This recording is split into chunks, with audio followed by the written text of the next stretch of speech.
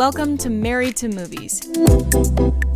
Industry insiders John Russell and Tracy Kring live and work happily in cinematrimony. They're sharing behind-the-scenes adventures of writing, producing, and appreciating films. Good morning, babe. Good morning, babe. How you doing? Good morning. We have got to level up. For the next few weeks, I'm working remotely on Royal Caribbean's new ship, Star of the Seas. And I'd love it. Alexa, stop! What was that? I don't know. On the way to the drive-in last night, We went to the drive-in. you told me a jaunty little story about licking something off of your body. Oh my God. Really? Really? You're going to share this story? Mm-hmm. Okay, fine. You were, I guess, in the house. Yes. And had my arm on this table. you looked down, and on your arm. On my arm. On the side of my... Well, no. Yeah, like right here. Oh, on the side of your arm? Yeah, it was like on the side of my arm. That changes things. The bottom of it was sticky. You... Now, how did this happen? You did like this and licked it? I licked it. I licked it off because I thought it was syrup.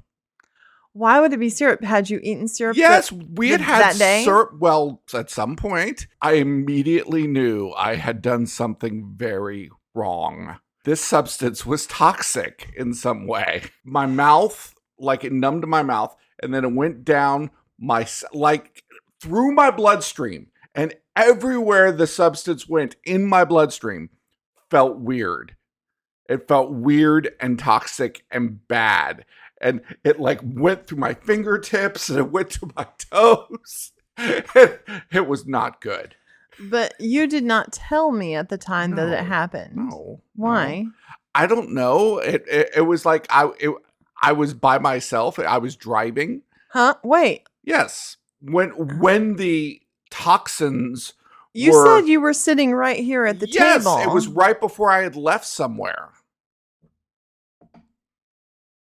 This is all a lie. No, it's not a lie. You're cheating on me, and this is the way that you're covering it up. We got to the drive-in. We went to the drive-in.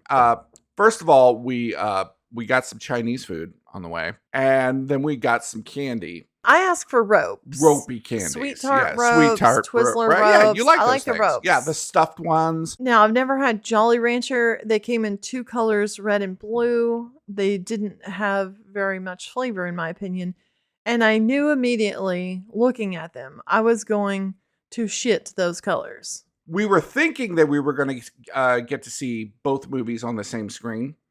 No. But we had to move. We had to move, which is always precarious. Yeah, because you're always afraid of the person coming up in the You're little not golf supposed cart. to move. You're not supposed to be here. Get the fuck out of here. So we watched Fantastic Four, and then after that was the new Superman movie. I would say Fantastic Four was not horrible. No, would I ever want to watch it again? No. I enjoyed the Fantastic Four. It was definitely the best of any ever Fantastic Four movie. That absolutely. It was fucking Ben-Hur compared to any other one. Well, because it was all about the interaction of the Fantastic Four and that kind of family dynamic that they had going.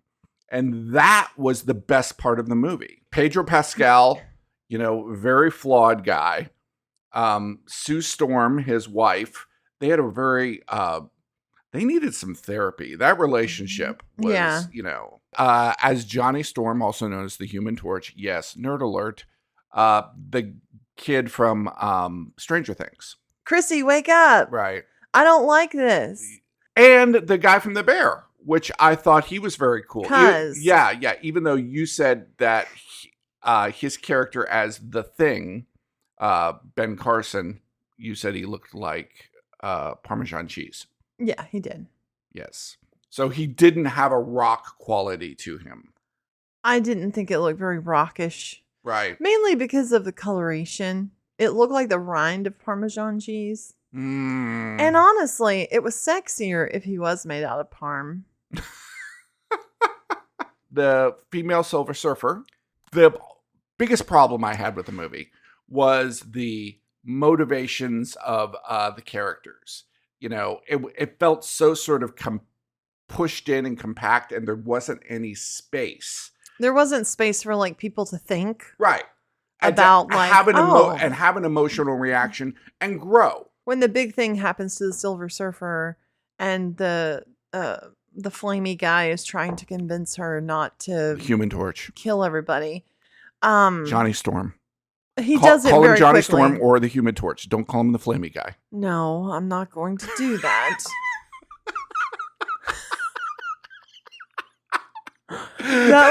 I forgot we were doing a podcast and that was just Tracy reacting. That was exactly what it looks like in real life, IRL. Her epiphany, Yes. her total change. Yes. Comes out of nowhere. No, it happened off screen. Yeah, it did. It happened off screen. She had some sort of emotional breakthrough somewhere else on some other planet and then decided to help them. Superman is so anesthetic. It's going to like anesthetic. No, it's like anesthesia. It's both, actually. I licked it and it knocked me it. out. That was crazy how fast you fell asleep. I literally, I saw and that you dog. love Superman. You are a huge Christopher Reeve fan. Why is there so much goddamn dog in this movie? There's a lot of dog. The dog is probably the third most important character in the film. I like my Superman to be an alien. He's floating above humans. You like the godlike Superman. You like the savior, the Jesus That's Superman. what I think is really nuanced about Christopher Reeve's performance. Mm-hmm. He's a very awkward human being. Correct. I thought Superman was like invincible. I thought he Well, he kind of is. No, he actually was hurt a lot. Well, yeah, and was. sick a lot and had to go night a lot. Like dogs dragging him away, girls dragging him away, everybody dragging him away to sleep. The most passion he felt was this ridiculous scene where he bursts into Lex Luthor, which Nicholas Hoult, he was a pretty good Lex Luthor. I think Lex Luthor is a really tremendous villain that has not fully been captured yet, but that's just me. And he's like, "Where's my dog?" He's like so freaking intense. That's not even his dog. It's his cousin's dog. Well, we find that out later. Yes. Well, and he's so angry. Why? I mean, he's like John Wick times 10 about his dog. That's not his dog. No, it's not. And he kind of hates the dog. He's taking care of it for someone else. Yeah. This thing with his parents and this message his parents sent, it was like, oh my God, that was messed up. Protect the planet, be a savior. Okay. And then the part that's a spoiler alert. Can I say how like crazy that spoiler was and how that changes almost everything? Okay, I won't say it then. Yeah, because I would hate to ruin a shit movie for you. I'd really hate that. James Gunn will take something really serious and okay, we're dealing with big issues here. And then there will be this weird alien baby that he's trying to hold up above the lava. And it just is so stupid. And I don't understand. The beginning alien, the beginning decide monster. what you want this thing to be. Well, The original Superman movie, Lex Luthor was destroying California. That was serious. That was a big deal. We didn't play that for laughs. They're opening a riff in the middle and it's coming for Manhattan and nobody seemed to care. Yeah, I barely have ever heard of Mr. Terrific and he was a really cool character. Anyway, let's just get past this. It was not a good movie. There was that movie with is it Idris Elba and John Cena recently, where they were the president and head of state. Yeah. Okay. Heads of state. Yeah, heads of state. Okay. We were let's watch that. I know it's going to be a shitty movie. Yeah, we knew it was going to be stupid. But I knew it was going to be fun. And it was exactly that. It was fun. It was fun and it was actually funny. Superman was not fun. Well, it was tedious and boring. Yeah. And weird. And it made me fearful because if this is what films are going to be when AI really becomes popular as a tool to filmmake, It's concerning because I'm afraid it's going to be movies like that. You know, it's going to be all about things happening. Right. Instead of the the development. It's not going to be about a story. It's going to be about and a thing happening and then the next thing happening. We're going to start doing something occasionally on the show, which is talking about a movie that you might have missed. We've never seen it, and we're kind of get excited about it. We want to tell you about it. For instance, State of Grace, the one with Sean Penn. Right, that was one. Yeah. Is that Sean? No. Yes. Gary Oldman. Sean Penn. Yeah. You had never seen that. Right. And I introduced you to it, and we did we've done some things. And it got like a shit ton of hits. Well, there you go. So that's what this is all about. It's all about the hits with you. From 1975, starring Jack Nicholson. Oh my God, amazing actor. Okay, 1975. What's it called? It was called The Passenger. It's sort of this existential travel log. And the basic concept of the movie is there's this reporter in this African country. And he's in a hotel. In a hotel. And the person next door dies. And he just decides completely randomly, I'm going to take that guy's identity. Yeah, but that guy ends up being a bad guy. He ends up being a arms dealer. And as a reporter, he was actually pretty well known. So it becomes a problem that now he's dead. Right. Because it's like switched. He switched the guy. And now they're like, oh, somebody murdered him. Right. And everybody cared. But here's the thing about it. It sounds like, oh, wow, this is going to be like an early Jason Bourne kind of thing. No. This movie is just really about Jack Nicholson's dissatisfaction with life. And it doesn't really even go into why he's unhappy. No, I don't know why. It has nothing to do with it. No. And it's just his running from himself. If he's the kind of guy that just does this, he's looking at this dead guy and he's like, he looks a lot like me. I think I'm going to switch identities with him. Like if he's the kind of guy who gets himself into shit like that, I can understand why his life is a misery. Oh, yeah. He's like the archetype of dissatisfaction. Yeah. And he is incredible at it. And it jumped into my opinion of like Jack Nicholson's greatest performances. It's very understated. It also has kind of a little bit of a Last Tango in Paris vibe because the actress from Last Tango in Paris, I think she's ends up traveling with him. It also has like this giant long shot at the end. Michelangelo Antonioni is the director, and there is a 7-minute oneer that actually makes sense at the end of the film, where the camera almost hardly moves except for kind of going through the bars and it's an incredible idea for a shot. And the way that it bookends the whole movie is not a movie that maybe people would make today.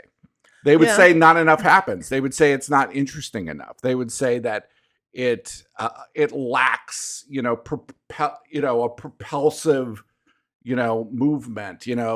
How many acts is it? Did we save the cat? This movie doesn't care about any of that. Like that's something that we've been really focusing on in our writing. While I've been editing Sky Valley, we're just like, we should have written a better transition there. And that's always something I try to do, but also you have to follow through and do it well on set. I think transitions really are the filmmaking. Like you can get away with shooting a lot of different ways inside a conversation or dialogue, but transitions are really where art lies. Interesting. Where really the craft of storytelling and filmmaking are dancing.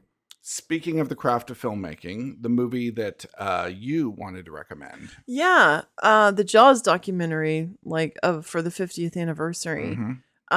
It was fantastic. I mean, very, very detailed. Yes. Very detailed. All of the things you want to know and all the stories you want to hear again are in there. And plus some new ones. Immediately, I wanted to watch Jaws again. Knowing what I know now as a filmmaker, knowing what I know now from watching that documentary, the entire opening sequence is a problem for me. Like, it totally ruined it. Well, They shoot so many different times a day. yeah, it was very, very, They very. are not stitched together well. Yeah, but it works. It works when you watch it. It's a vibe. It is a wonderful, wonderful vibe. It's interesting because we had recently watched a documentary on Roger Corman. And something that was basically pointed out in the Roger Corman documentary is that these movies like Jaws and Star Wars and these movies that became blockbusters and changed the industry We're indie films. Were drive-in movies. Yeah. They were the kind of movies that Roger Corman was making. Right. But they actually had a budget to make them. They crossed over mainstream. They did. Because the ideas of the stories, that's what the public wanted. Yeah. You know, what I really enjoyed about that documentary was people like Steven Soderbergh just fanboying. Yeah. You know, he even had a Jaws t-shirt. How awesome. To be Steven Soderbergh, one of the greatest directors of this generation. When you're talking about the scope of the kind of movies that Steven Soderbergh has made, just the variety of movies that he makes. Didn't Soderbergh do the... Well, he does all the Ocean's newer movies. Solaris. Yes, he had a Solaris movie. Absolutely. Yeah, he has such an... When I think of him, I think of an amazing sense of timing and pacing. The thing about Soderbergh is like whatever he is making, it's like that I make myself into that movie. This is Contagion. Contagion. I've never seen Magic Mike 2. 2011. And I've heard Magic Mike 2 is really good. Did he make Magic Mike? He did Magic Mike, yes. Wow, that's weird. He does really interesting movies, man. Oh, Aaron Brockovich. Yes. I love that movie so exactly. much. I mean, he does not get his due. He does not get his due. He's one of the most interesting Was Sex, Lies, and filmmakers. Videotape kind of his first thing? Yeah, or? that was kind of like he did his... Out of Sight, too. Oh, Out of Sight's so one of my good. favorite movies. Oh, my God. Really? Yeah, I love that movie. This comes up a lot. I had 2 different conversations. I'm not going to write that script because I don't know how to use Final Draft. It's just not an acceptable excuse to me. Who cares? You can literally pay someone to do that for you. But right. If you get it out in some way, onto paper, if you get something I know out. people who just still write stuff and then type it in later. Absolutely. Here's the thing, though. You and I have developed a kind of way to write scripts, and I'm sure this is not new to people. I mean, this is not hard to figure out. Probably the past 4 to 5 scripts we've done this way, and it is just awesome. It's lovely. It's streamlined. It's super easy. Start a Google Doc. Okay. Google Doc's awesome because 2 or 3 or 4, whoever's got the link, can be in there working on it, reading. Right. Like I can be writing lower than you and you can be writing a scene above me, you know, and we're both in there writing at the same time. If you're not having to think about the formatting as you're writing, that's lovely. Yeah. You're not having to hit, you know, return C, return S, return D. It's best if the names are all caps. It's best if the scene headings are all caps. You don't even have to do that. Right. Just do your scene heading, hit a hard return. Do your action paragraph, hit a hard return. Everything has a hard return at it. Like character, hard return. Dialogue, hard return. Right. That's it. Just to where it separates everything. It's all separated into lines. Right. Okay. When you're done with that, you've done your edit of that, you can work in that format the entire time. Copy and paste it into Final Draft. Couldn't be easier. It's literally that easy. And then there's a thing called reformat. Start at the beginning of the script, go to tools and reformat. That's going to allow you to go through and find anything that's like a scene heading that's not formatted properly. You hit a 1 for a scene heading, a 2 for an action paragraph, a 3 for a character, a 4 for a parenthetical, and a 5 for dialogue. Okay, so are you sure about this? Because you just gave people a recipe. It says it right there. Okay, just making Okay. sure. All right. So it's like you literally go through with your number keyboard and you're Mhm. like 1, 2, 3, 5, 3, 5, 3, 5, 1, 2, 3, 5 the whole time. Okay. And that's all you're doing. It takes about 20 minutes to format the entire script There you that go. way. You can collaborate in Final Draft. Mhm. This is true. It's not horribly easy, and everybody has to have the same version. We did that on Sky Valley. It was fine, Mhm. but in a Google Doc, it's way easier. Mm-hmm. And everybody, you don't have to have anything to do a Google Doc. I've recently read 2 scripts by other people, and here's and here's the thing: put the energy in the place that the audience appreciates the energy. I understand you want to describe the situation, you want to describe the room, you want to set decorate the whole place. Okay, fine. Okay, or you've got a big story, you've got with heavy plot and all of this. What about the characters? What about the characters? Yeah, what they say, what they do. You read me like one section of a script and it was like described every square inch of the room. And then the dialogue was like, huh? Yeah. Imagine if you went over to somebody's house and your friend asked you, well, what were they like? And all you did was describe their house. Yeah, that'd be pretty annoying. Yeah, it would be very annoying. But what were they like? I heard something interesting recently, someone who reads a lot of scripts, and they really are fans of the character description, where it's like John Russell, comma, a 55-year-old weirdo. Hang on. Not 55. Thank you. And I accept weirdo. They were saying they love it whenever it's like John Russell, comma, 50s, wakes up and immediately puts on pink neon sunglasses. Sure. The kind of guy who wears pink sunglasses in the morning. Right. Just something that just says, oh, that kind of guy. Yeah. Or like recently I was like, okay, I like that advice. And one of mine was like a woman who wears the same color lipstick she did in high school.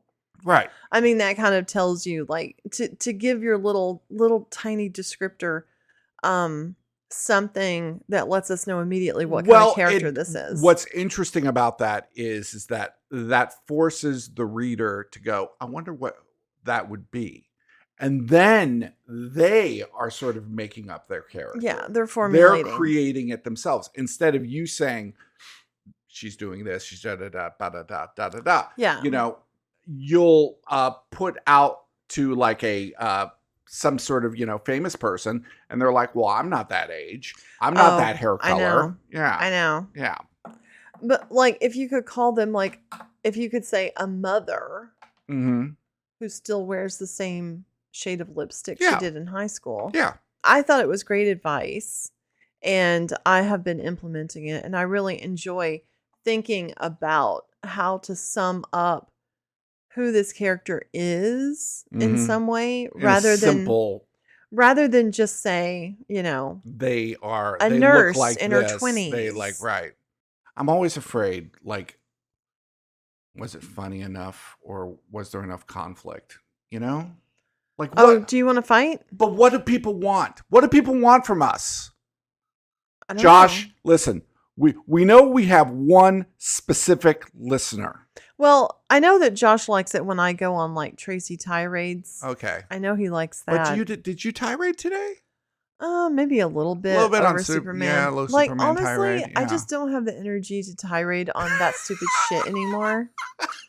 Like, I'm just exhausted. I can't tirade. no, on that, I'm just like so sick of it. I wish it didn't exist. Okay. Like, I was looking around the drive-in last night, and like I remember being a kid and not being able to see the movies that adults were seeing, because there used to be a thing Right. where not everything was PG or PG-13, where there were actually rated R films that kids didn't get to go see, and you were always trying to sneak in to see them. Because like at the drive-in, you had Fantastic Four, Lilo, Stitch. Right. First of all, I don't understand why Lilo and Stitch was the second movie when all the children are asleep. That's stupid. Yeah, that's probably true. And then it was I was Naked Gun. No, it was Naked Gun Superman, but then the middle one was something and Jurassic Park. Oh no, it was Jurassic Park in 28 years later. It was 28 years later first then, Right. and then Jurassic Park. Right. But I was just like, I mean, that seems like a better pairing. With each other, but Yeah. Jurassic Park should have gone first to be more family friendly, and then 28 days later when the kids are asleep. I don't know. I just don't understand who's programming up there. I don't understand. But also, like, none of those are adult. Like, you remember when Leaving Las Vegas came out to the theaters, and like, really, like good movies. I for love Leaving Las Vegas. Adults. Yeah, absolutely. They just don't go there. I mean, and it's probably our own fault because adults don't go to movies anymore. Like, it became a place you dropped your kids off at. Right. Okay. Look, I just feel like the window is closing. I don't lament what we do not have. I just want to create what I want to see. Well, and I think that's kind of what we have created for ourselves is a way to do genre films, but to still make adult movies. Yeah, to make them for like with grown-up complexity. Yeah, I feel like through our career, if you want to call it that, through our career, we have basically bait and switched. It's like, oh, you want a comedy? Well, you're going to get taught a little something here. Oh, you want this? You're going to get taught a little something here. Yeah. You know, you're going to get our perspective. Our perspective is always going to be there. Because, like, hell, if I'm going to take the time to write this shit, I'm going to say what I want to say. Absolutely. And you know what I want to say? Goodbye. And I love you. Farewell. Auf Wiedersehen. Good night. It's hard not to get romantic about movies. Thanks for listening to Married to Movies.